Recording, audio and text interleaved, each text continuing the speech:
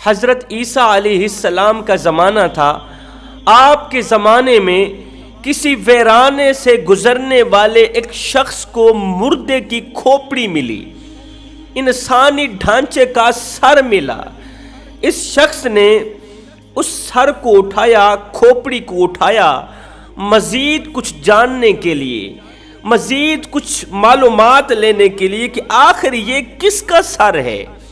آخر یہ کس مردے کا سر ہے، یہ عورت ہے، مرد ہے، میں اس کے بارے میں جاننا چاہتا ہوں۔ اس سوچ کی بنیاد پر انسان نے انسانی کھوپڑی کا سر اٹھایا، حضرت عیسیٰ علیہ السلام کی خدمت میں حاضر ہوا۔ عیسیٰ علیہ السلام کے سامنے اس کھوپڑی کو رکھا،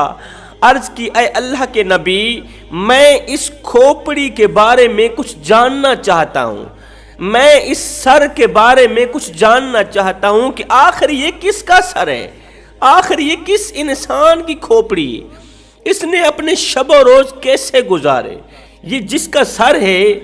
اس نے اپنی زندگی کیسے گزاری، ہو سکتا ہے یہ میرے لیے عبرت کا ذریعہ بنے، ہو سکتا ہے یہ میری زندگی بدلنے کا ذریعہ بنے۔ حضرت عیسیٰ علیہ السلام نے دونوں ہاتھ اٹھائے، عرض کی یا باری تعالیٰ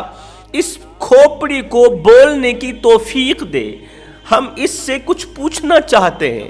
ہم اس سے معلومات لینا چاہتے ہیں، ہم جاننا چاہتے ہیں، یہ ہماری زندگی بدلنے کا ذریعہ بنے۔ اللہ تعالیٰ نے حضرت عیسیٰ علیہ السلام کی دعا کو شرف قبولیت عطا کی، عیسیٰ علیہ السلام کی دعا قبول ہوئی، اللہ نے اس کھوپڑی کو بولنے کی طاقت دی۔ ایک دم کھوپڑی کے اندر سے آواز آئی، اے اللہ کے نبی پوچھئے آپ مجھ سے کیا پوچھنا چاہتے ہیں؟ اللہ کے نبی نے فرمایا تم مجھے اپنی درد بھری کہانی سناؤ، مجھے اتنا بتاؤ کہ تم نے اپنے شب و روز کیسے گزارے، زندگی کیسی گزاری، زندگی کے شب و روز دن رات کیسے گزارے۔ اب اس کھوپڑی نے اپنی زندگی کی ایک درد بھری کہانی سنائی، درد بھری داستان سنائی۔ آپ بھی دل کے کانوں سے سنیں، ہو سکتا ہے یہ کہانی آپ کی زندگی بدلنے کا ذریعہ بنے۔ اس کھوپڑی نے کہا اے اللہ کے نبی، میں فلاں زمانے کی عورتوں میں سے ہوں، فلاں زمانے کی عورتوں میں سے ہوں،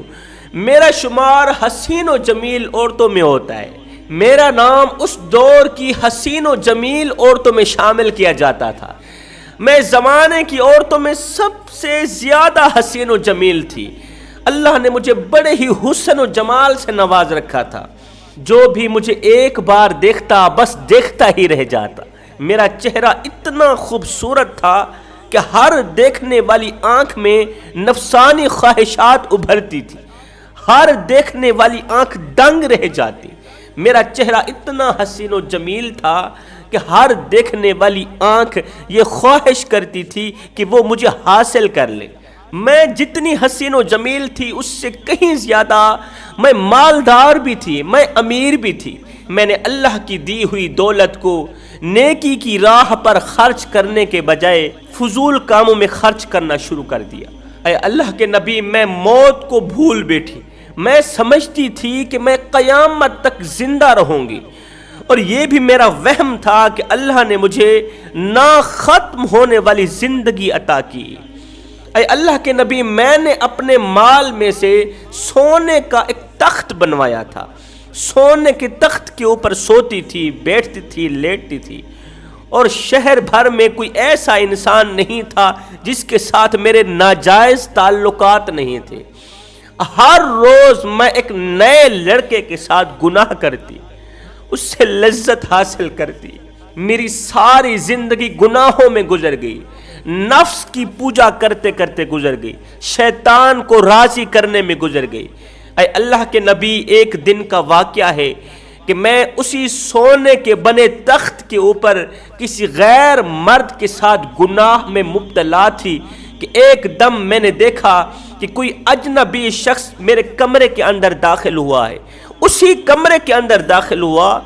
کہ جس کمرے کے اندر کوئی بھی بغیر اجازت کے داخل نہیں ہو سکتا تھا۔ میں نے کسی اجنبی شخص کو وہ شخص جس کو میں نے آج سے پہلے کبھی نہیں دیکھا تھا میرے کمرے کے اندر بغیر اجازت کے داخل ہوا اور میری طرف بڑھ رہا ہے، میری طرف آ رہا ہے۔ میں لذت میں مصروف ہوں،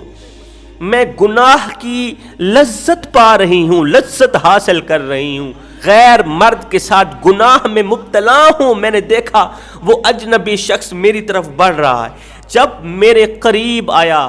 دوران لذت میں نے اس سے پوچھا کہ تو کون ہے؟ اس نے کہا میں کوئی عام نہیں ہوں، میں ملک الموت ہوں، میں تیری روح نکالنے کے لیے آیا ہوں۔ ایک دم میری چیخ نکلی، چیخ کے نکلتے ہی ملک الموت نے میرے اندر سے روح نکال لی، روح نکل گئی، میں مر گئی، گھر میں کوہرام مچ گیا، ساری زندگی گناہوں میں گزری، اور جب مری تھی تو وہی گناہ کرتے کرتے مری تھی جس گناہ کو بڑے شوق سے کیا کرتی تھی۔ گھر میں کوہرام مچ گیا، ماتم کی چٹائیاں بچھ گئیں۔ عزیز و اقارب نے کبھی سوچا بھی نہیں تھا کہ یہ حسن بھی خاک کے ساتھ ملے گا، یہ حسن و جمال بھی کبھی مٹی کا رزق بنے گا، انہوں نے کبھی سوچا بھی نہیں تھا۔ ہائے، سونے کے تخت پہ سونے والی شہزادی کے لیے قبر تیار کی گئی۔ جب عزیز و اقارب مجھے دفنانے لگے، میری تدفین کرنے لگے، تو انہوں نے محسوس کیا کہ میری قبر کے اندر آگ ہی آگے، بچھو پہلے سے منتظر ہیں، قبر میں کیڑے ہیں، مکوڑے ہیں، ایسا لگتا ہے جسے جہنم کی تمام کھڑکیاں کھول دی گئی ہوں اور میری قبر جہنم کے گڑھوں میں سے گڑھا بن گئی ہوں۔ یہ سب کچھ دیکھنے کے باوجود بھی عزیز و اقارب نے مجھے آگ کے بستر کے اوپر سلا دیا۔ کبھی سوچا بھی نہیں تھا کہ پھولوں کے بستر پر سونے والی شہزادی، سونے کے تخت پر لیٹنے والی شہزادی کبھی آگ کے بستر پر سوئے گی، لیکن انہوں نے مجھے سلایا، مجھے تنہا اندھیری کوٹھری میں سلا کر اپنے اپنے گھروں کو چلے گئے۔ اس کے بعد جو میرے ساتھ گزری بتانے کے لیے میرے پاس الفاظ نہیں ہیں۔ اللہ نے ایک ایسے سانپ کی ڈیوٹی لگا رکھی تھی، وہ سانپ روزانہ میرے ان ہونٹوں پہ ڈنگ مارتا، روزانہ آ کر ڈنگ مارتا، جس کے ایک ڈنگ مارنے کے میں 70 گز زمین میں دھنس جاتی تھی۔ ایک دن ایک خوفناک سیلاب کی صورت میں پانی کا تیز بہاؤ آیا، اس پانی کے تیز بہاؤ نے تمام قبروں کو اپنی لپیٹ میں لے لیا اور تمام قبروں کو ہموار بنا دیا۔ کئی سو سال بعد اینٹیں بنانے والے کسی شخص کو مٹی کی ضرورت پڑی، وہ عین اسی جگہ پر آیا مٹی کھودنے کے لیے، مٹی اٹھانے کے لیے عین اسی جگہ پر آیا جس جگہ کے اندر میری لاش پڑی تھی، میری کھوپڑی اور میری ہڈیاں پڑی تھی۔ ہائے، میرے خوبصورت حسن کو مٹی کھا گئی، میرے موٹے تازے جسم کو مٹی کھا گئی، میرا موٹا تازہ بدن مٹی کا رزق بن گیا۔ میرے ہونٹ، میرا خوبصورت چہرہ جس پر میں اتراتی تھی، خود کو دوسروں سے حسین و جمیل سمجھتی تھی، خود کو دوسروں سے افضل ترین سمجھتی تھی اور دوسروں کو خود سے کم تر سمجھتی تھی، میرا نام مردوں میں شامل کر دیا گیا، میرے لباس کفن میں تبدیل کر دیا گیا، سونے کی اینٹوں سے بنایا گیا میرا گھر قبر میں تبدیل کر دیا گیا۔ جہاں پر میری کھوپڑی پڑی تھی، اس اینٹیں بنانے والے شخص نے وہیں سے مٹی اکھاڑی، اس نے میری کھوپڑی اٹھائی ایک جگہ پھینکی اور میرے جسم کو کھانے والی، میرے حسن کو کھانے والی مٹی کو اٹھایا گھر لے گیا اینٹیں بنانے کے لیے۔ اے اللہ کے نبی، اس کے بعد کیا ہوا؟ کسی گزرنے والے شخص نے مجھے اٹھایا آپ کی طرف لے آیا۔ مردہ عورت کی درد بھری کہانی سن کر عیسیٰ علیہ السلام نے فرمایا، لوگو جب گناہ ہو جائے تو فوراً توبہ کر لیا کرو، جب بھی گناہ ہو جائے، کوئی بھی گناہ شوق سے مت کرو، کسی بھی گناہ کو اپنی زندگی کا حصہ مت بناؤ، کسی بھی گناہ کو مجبوری مت سمجھو کہ اس گناہ کے بغیر ہم زندہ نہیں رہ سکیں گے۔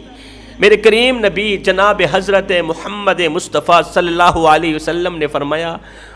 انسان جس حال میں زندگی گزارے گا اسی حال میں مرے۔ فرمایا لوگو تم جس حال میں زندگی گزارو گے اسی حال میں مرو گے، اور جس حال میں مرو گے اسی حالت میں قبر کے اندر سے کھڑے کیا جاؤ گے،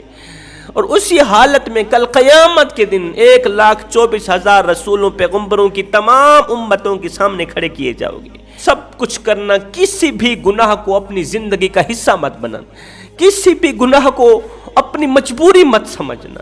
میں دعا کرتا ہوں مالک ہمیں جلد توبہ کرنے کی توفیق عطا فرما، مالک ہمیں صراط مستقیم پر چلنے کی توفیق عطا فرما۔ آمین ثم آمین، وما علینا الا البلاغ المبین۔